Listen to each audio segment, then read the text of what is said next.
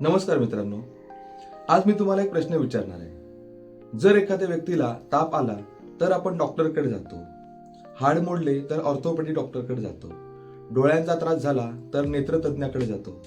मग एखाद्या व्यक्तीला नैराश्य आले, भीतीचे झटके आले, सतत चिंता वाटू लागली, आत्महत्येचे विचार येऊ लागले किंवा विचित्र आवाज ऐकू येऊ लागले तर आपण मानसोपचार तज्ञाकडे का जात नाही?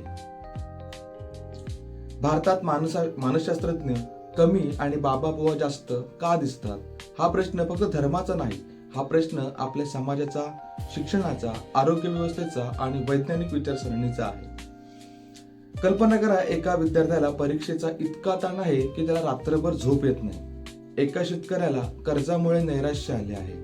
एका महिलेला सतत भीती वाटते आणि हृदय जोरात धडधडते.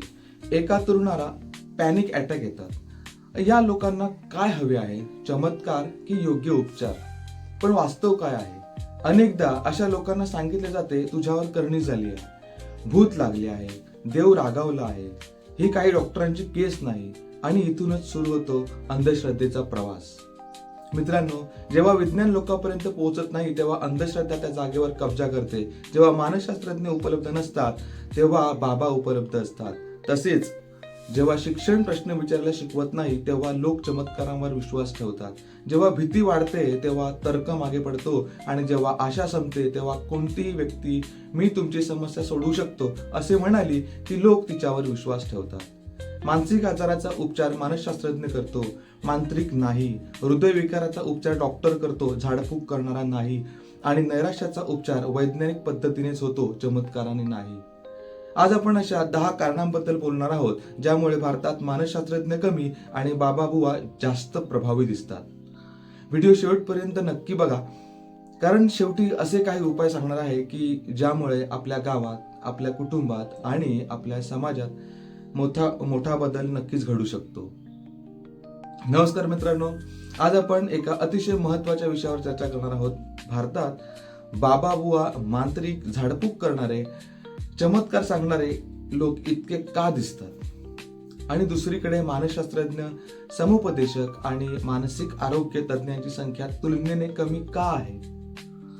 जेव्हा मानसिक, भावनिक किंवा वैद्यकीय समस्यावर वैज्ञानिक उपचारांऐवजी अंधश्रद्धेचा आधार घेतला जातो तेव्हा त्याचे परिणाम गंभीर होऊ शकतात.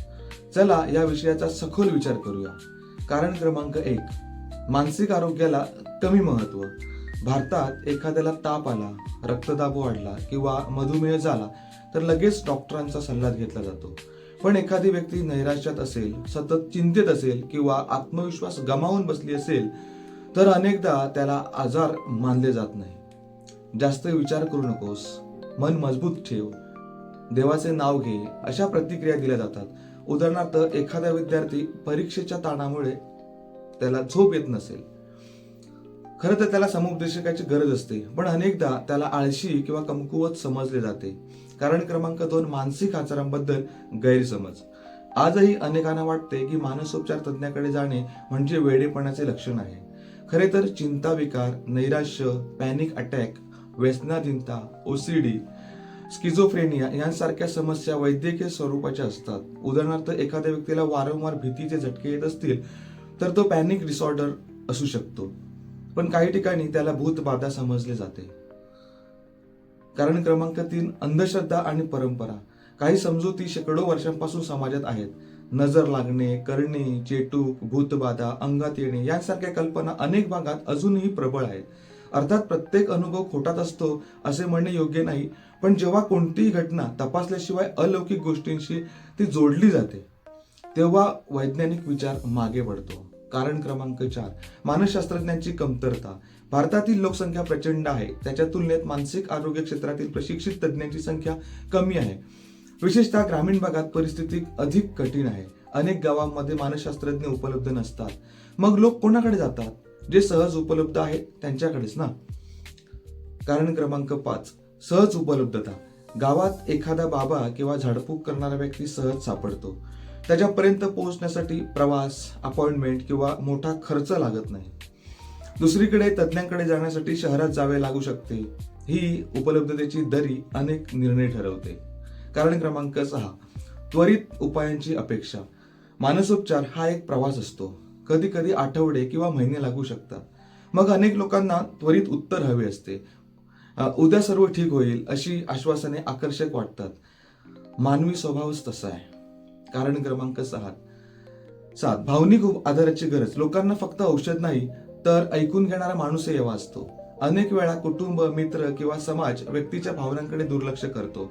ज्यावेळी कोणीतरी सहानुभूती दाखवतो तेव्हा लोक त्याच्याकडे आकर्षित होतात. त्यामुळे काही लोक आध्यात्मिक किंवा धार्मिक मार्गदर्शकांकडे वळतात. कारण क्रमांक 8 सोशल मीडियाचा प्रभाव. आज सोशल मीडियामुळे कोणतीही व्यक्ती लाखो लोकांपर्यंत सहज पोहोचू शकते. चमत्कारांच्या कथा, अनुभव आणि दावे वेगाने पसरतात. त्यांची पडताळणी मात्र अनेकदा होतच नाही. वैज्ञानिक माहिती तुलनेने कमी आकर्षक वाटते. त्यामुळे चुकीची माहिती जास्त वेगाने पसरू शकते.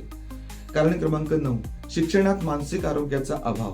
शाळेत गणित, विज्ञान, इतिहास शिकवला जातो, पण भावनिक आरोग्य, ताण, त्याच्यानंतर त्याचं व्यवस्थापन, नैराश्य, चिंता याबद्दल पुरेसे शिक्षण दिले जात नाही.